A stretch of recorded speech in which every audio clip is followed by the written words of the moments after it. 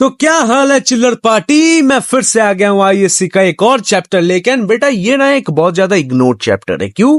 क्योंकि बच्चे क्या करते हैं, सोचते हैं कि ये चैप्टर हम नहीं करेंगे। लेकिन बेटा मैं बता दूं कि ये एक बहुत ही ज्यादा इजी चैप्टर है। एक बार पढ़ लो और समझ लो तो मार्क्स स्कोर करना समझो हलवा है। ठीक है।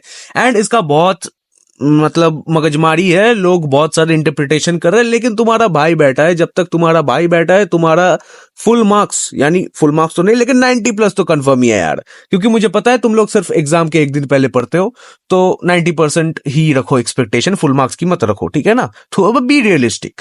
तो यार मैं तुम्हारा ज्यादा टाइम नहीं लूंगा। ठीक है, एकदम पलक झपकते पूरा लाइन बाय लाइन एक्सप्लेन कर दूंगा। So let's start. Small towns and the river by Mamang Dai. Small towns always remind me of death. My hometown lies calmly amidst the trees. It is always the same, in summer or winter, with the dust flying or the wind howling down the gorge. तो यार small towns का मतलब होता है सीधा सीधा rural areas, यानी कि होम टाउन्स जो लोग पीछे छोड़ के आते हैं लाइफ में आगे बढ़ने के लिए, अर्बन एरियाज पे चले आते हैं। एंड ये स्मॉल टाउन्स को तभी याद किया जाता है जब कोई करीबी रिश्तेदार चल बसे, उनका अंतिम संस्कार हो रहा हो, तब जाके स्मॉल टाउन्स याद आते हैं लोगों को। तो small towns is a symbol of death. ठीक है, इस पोएम में भी इसका सेम सिंबोलिज्म यूज किया गया है। एंड फिर हमारी जो पोएट है वो अपने होम टाउन की डिस्क्रिप्शन देती है कि वो हमेशा हरा भरा रहता है, चाहे विंटर हो समर हो, with the dust flying. Dust flying ये एक इंपॉर्टेंट लाइन है। ठीक है बेटा, इसका मतलब भी, इसका भी सिंबोलिज्म ये है डेथ का। ठीक है। एंड और the wind हाउलिंग down the gorge. Gorge का मतलब होता है घाटी। ठीक है। एंड मैं बता दूं बेटा, सारे इंपॉर्टेंट लाइंस मैं बता दूंगा, एंड वो अगर आंसर्स पे लिखोगे तो बहुत अच्छा रहेगा, बहुत ही अच्छा रहेगा। जैसे कि small towns always remind me of death. ये क्या है भाई? ये है दम लाइन। और दम जब अपने पेपर में तुम दोगे तो क्या पकेगी? पकेगी बिरयानी। एंड जब बिरयानी पकेगी तो एग्जामिनर देगा तुम्हें मार्क्स बहुत अच्छे वाले। ठीक है ना। तो बिरयानी पकाने के लिए दम बहुत इंपॉर्टेंट है। तो ये एक दमदार लाइन है, small towns always remind me of death. इसको इंपॉर्टेंट मार्क कर लो। Just the other day someone died. तो वही बात है, कोई चल बसा है। In the dreadful silence we wept, मतलब घनघोर सन्नाटे में हम सब रोए। एंड ये वी वेप्ट ये एक इंपॉर्टेंट लाइन है। मैं मानता हूं, बहुत लोग नहीं मानते, इट्स देयर चॉइस। बट मेरा जो चॉइस है वो कहता है कि हम जो अर्बन एरियाज में रहते हैं ना, हमारी आदत क्या है कि हम न्यूक्लियर फैमिलीज वाले हैं। ठीक है, हमको उतना यूनिटी पता नहीं है। लेकिन ये जो रूरल एरियाज है ना, यहाँ पे बहुत ज्यादा यूनिटी होता है लोगों में। मतलब हर घर से रिलेटेड होता है कहीं ना कहीं से। मतलब 3 घर छोड़ के अगर कोई इंसान चल बसे ना, तो 3 घर पहले से रोना चालू हो जाता है, तो सब एक साथ रोते हैं। तो ये एक इंपॉर्टेंट यूनिटी शो करता है। इट्स माई ओपिनियन, तुम लोग लिखो ना लिखो कुछ ज्यादा फर्क नहीं पड़ेगा। Looking at the sad wreath of tuberoses, life and death, only the rituals are permanent. तो यहाँ पे पोएट हमसे कह रही है कि जब वो देखती है रेथ ऑफ ट्यूबरोसिस, मतलब जो फूलों का माला है जो पहनाया जाता है एक डेड इंसान को, and life and death, only the rituals are permanent. तो लाइफ एंड डेथ ये तो चलता रहता है। एक इंसान जो पैदा होता है उसका जाना निश्चित है, तो उसको हम कुछ नहीं कर सकते। साइकिल ऑफ लाइफ है, ये चलता रहेगा हमेशा हमेशा के लिए। लेकिन ये जो साइकिल ऑफ लाइफ है ये परमानेंट नहीं है, लेकिन रिचुअल्स जो है वो परमानेंट है। लाइक मेरे जो रिचुअल्स है वो मैं अपने बच्चे को दूंगा, वो अपने बच्चे को देगा, वो अपने बच्चे को देगा। तो ये जनरेशन बाई जनरेशन चलता रहेगा, ये कभी नहीं मरेगा। ठीक है, रिचुअल्स हमेशा रहेंगे किसी ना किसी फॉर्म में, लेकिन इंसान जो है वो हमेशा नहीं रहेंगे। The river has a soul, in the summer it cuts through the land like a torrent of grief, like a torrent of grief. Sometimes, I think it holds its breath, seeking a land of fish and stars. तो यहाँ पे भाई river को क्या किया गया है? River को किया गया है पर्सोनिफाई। तो पर्सोनिफिकेशन का मतलब क्या होता है बेटा? पर्सोनिफिकेशन का मतलब होता है कि किसी भी चीज को ह्यूमन क्वालिटीज दे देना। तो यहाँ पे रिवर को ह्यूमन क्वालिटी यानी कि सोल दिया गया है। कहा जा रहा है कि रिवर के पास आत्मा है, उसको पता है कि कैसे जब गर्मी का सीजन होता है तो लैंड में कैसे कट थ्रू करना होता है, ये सब बता रहे हैं। ठीक है। एंड जैसा कि तुम्हें पता है कि इंडिया में वैसे ही हमारा स्पिरिचुअल बिलीफ ऐसा है कि हम रिवर को मां मानते हैं, गंगा मैया ऐसे बोलते हैं, लेकिन साफ नहीं करते अपने रिवर्स को। वो खैर बेटा अलग बात है। लेकिन यहाँ पे जो एक और लाइन है, फिश एंड स्टार्स, ये है सिंबोलिज्म है कि फिश को स्टार्स की तरह दिखाया जा रहा है, मतलब जो रिवर है वो स्काई है, ठीक है, एंड फिश जो है वो है स्टार्स, स्काई में स्टार्स, ठीक है। एंड उसी के साथ साथ the river has a soul, एक और बार ये लाइन रिपीट हुआ है, तो समझो ये भी दम है, दमदार लाइन, बिरयानी पकाओ, अच्छे मार्क्स लाने हैं तो।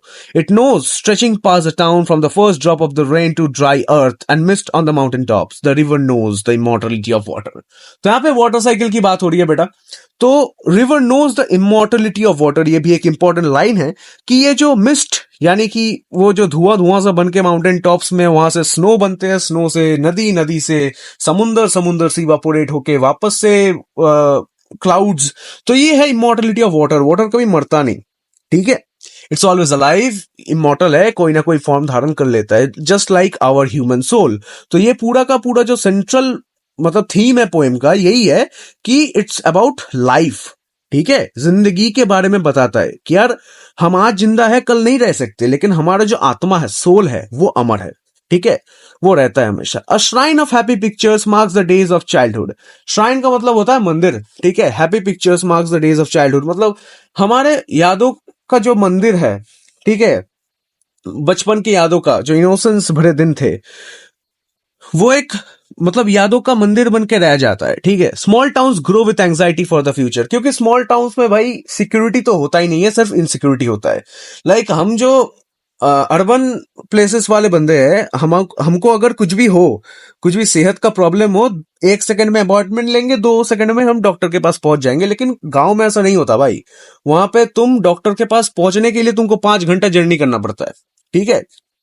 तबीयत गया तेल लेने, तो वहां पे ना एक इनसिक्योरिटी रहता है और अनसर्टेनिटी है, तो वही अनसर्टेन लाइक क्या होगा, हर दिन एक नया चैलेंज है, तो वो अनसर्टेनिटी ऑफ द फ्यूचर ही एंजाइटी लाता है। The dead are placed pointing west, when the soul rises it will walk into the golden east, into the house of the sun. तो जो मरा हुआ व्यक्ति है, यानी कि जो इंसान गुजर गया है, उनके बॉडी को वेस्ट की तरफ पॉइंट करके रखा जाता है कि जब उनका जो सोल है वो अराइज करे, तो वो चले तो ईस्ट के डायरेक्शन में जाए। और ईस्ट के डायरेक्शन में क्यों बेटा? क्योंकि ईस्ट में उगता है सन, एंड उनको कहां जाना है? Into the house of the sun, और हाउस ऑफ द सन का सिंपल मीनिंग होता है हेवन बेटा। In the cool bamboo restored in sunlight life matters like this, यहाँ पे कूल बैम्बू जो है वो इंसान है, एंड जो सनलाइट है वो है सोल, ठीक है ना। लाइक एक कूल बैम्बू, जब उस पर सनलाइट गिरती है तो वो गर्म हो जाता है, देन जब सनलाइट चली जाती है तो वो फिर से ठंडा हो जाता है। तो ऐसे ही जिंदगी डेथ ऐसा चलता रहता है, ठीक है। In small towns by the river we all want to walk with the gods, तो जैसा कि मैंने कहा था कि स्मॉल टाउन्स में यानी रूरल एरियाज में, ओवरऑल इंडिया में भी हम स्पिरिचुअलिटी में बहुत मानते हैं। तो लोग, ऐसा होता है कि लोगों का कहना होता है कि कोई किसी इंसान का देहांत हो जाए तो वो भगवान के पास चले जाते हैं, भगवान उनके आत्मा की रखवाली करते हैं, ठीक है ना। तो सब लोग ना इसको बहुत ज्यादा सैक्रेड मानते हैं कि डेथ के बाद वाला जो जर्नी है, जो आफ्टर लाइफ है बेसिकली, तो यही यहां पे सिग्निफाई किया गया है। In the small towns by the river we all want to walk with the gods, सबको स्वर्ग जाना है, किसी को नर्क नहीं जाना भाई, ठीक है। तो ये सिंपल सा पोएम था, बहुत ही ज्यादा सिंपल वे में मैंने एक्सप्लेन किया है, एंड ये अगर तुमने सुन लिया तो कुछ और नहीं चाहिए भाई। इंपॉर्टेंट लाइंस जो है मैंने बता दी, और ये एक इंपॉर्टेंट लाइन है, इन द कूल बैम्बू, ये, और उसके साथ साथ we all want to walk with the gods, ये, उसके साथ साथ ये जो dead are placed pointing west, when the soul rises it will walk into the golden east, into the house of the sun, उसके साथ जो है small towns grow with anxiety for the future, फिर the immortality of water, the river has soul, ये सब बहुत ज्यादा important lines है भाई। इसको अगर तुम लिखोगे ना तो तुम्हारे फुल मार्क्स पक्के हैं, मैं कह रहा हूं। तो ये वीडियो शेयर करो अपने दोस्तों के साथ, एंड तुमको अगर इसका कुछ नोट्स चाहिए या फिर एक छोटा सा समरी चाहिए जो एग्जाम के कुछ सेकंड पहले तुम सुन लो, तो भाई कमेंट्स में बताओ, एंड साथ में शेयर करो यार लोगों के साथ, क्योंकि अंत में ना जब तुम लोगों को शेयर करोगे दुआएं मिलेंगी, एग्जाम अच्छा होगा। ठीक है, मिलते हैं अगले वीडियो में, तब तक के लिए all the best for your exams.